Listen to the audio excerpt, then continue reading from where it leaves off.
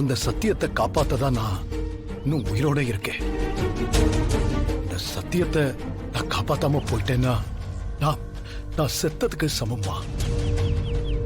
நான் என் உயிரை கொடுத்தாவது அந்த சத்தியத்தை காப்பாத்தியே ஆகணும்.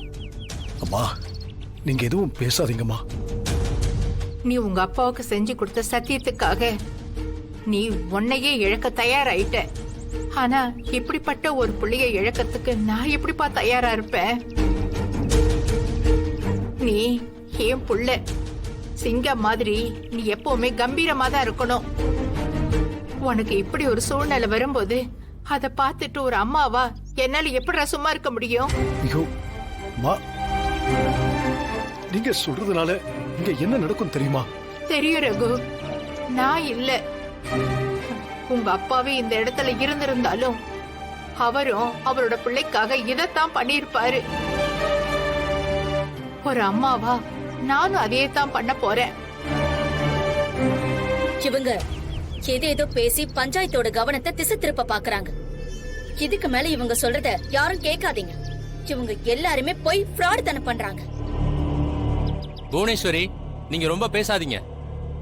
அம்மா, எதுவா இருந்தாலும் நீங்க சொல்லுங்கம்மா. ரகுராம், என் புருஷனுக்கு செஞ்சு கொடுத்த அந்த ஒரே ஒரு சத்தியத்தை காப்பாத்துறதுக்காக தான் இவ்வளவு அமைதியா தலை குனிஞ்சு நிக்கிறான். டிரைவர் காளிமுத்து சொன்ன அந்த சத்தியத்தை பத்தி நான் இப்ப உங்க எல்லாரும் முன்னாடியும் சொல்ல போறேன்.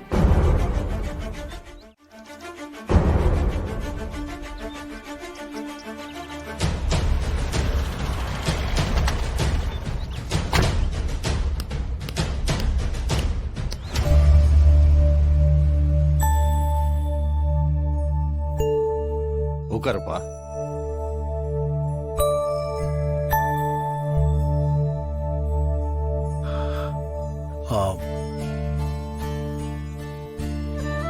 அப்பா,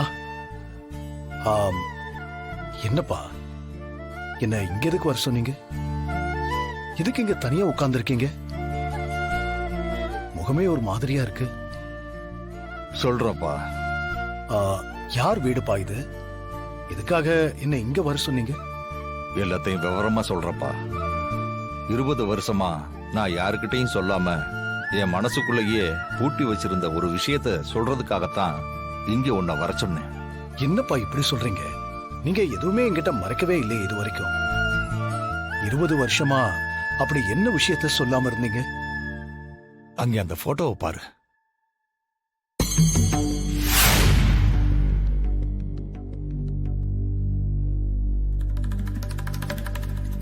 இவங்களை பத்தி சொல்றதுக்காகத்தாப்பா நான் இங்க உன்னை வர சொல்லியிருந்தேன். யாருப்பா இவங்க? பேரு கடகவள்ளி. இவங்க உனக்கு இன்னொரு அம்மா. என்னப்பா சொல்றீங்க? என்னால நம்பவே முடியல. நீங்களா இப்படி? என்ன மன்னிச்சிருப்பா. நான் உங்க அம்மாவுக்கு துரோகம் பண்ணிட்டேன். துரோகம் பண்ணிட்டீங்களா? என்னப்பா சொல்றீங்க? ஆமாப்பா, அது துரோகம் தான். பச்சை துரோகம். என் மனைவிக்கு நான் செஞ்ச துரோகம். என்னால நம்பவே முடியலப்பா. சின்ன வயசுல இருந்து ஒழுக்கமா இருக்கணும், கண்ணியமா இருக்கணும் அப்படின்லாம் என்கிட்ட சொல்லி இப்போ நீங்களே இப்படிலாம் பேசிட்டு இருக்கீங்க.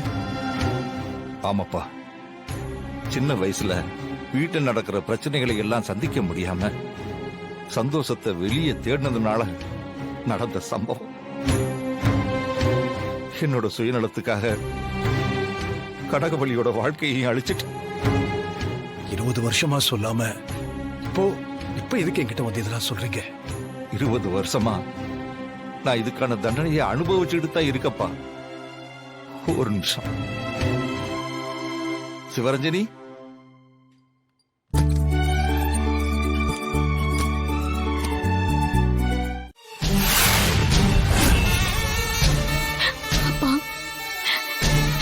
என்ன மன்னிச்சிருங்கப்பா. நான் ஏமாந்துட்டேன், மோசம் போயிட்டேன். எங்க அம்மாவுக்கு மனைவிங்கிற ஸ்தானத்தை நீங்க கொடுக்கல. ஊர்ல அவங்க எந்த அடையாளமும் இல்லாம மதிப்பும் மரியாதையும் இல்லாம வாழ்ந்தாங்க. அந்த மாதிரி வாழ்க்கை எனக்கும் அமையக்கூடாதுன்னு தான் உங்களை மாதிரி அன்பு காட்டின அண்ணனையும் உதறி தள்ளிட்டு போனேன். ஆனா இன்னைக்கு நான் மோசம் போயிட்டு வந்து நிக்கிறேன்.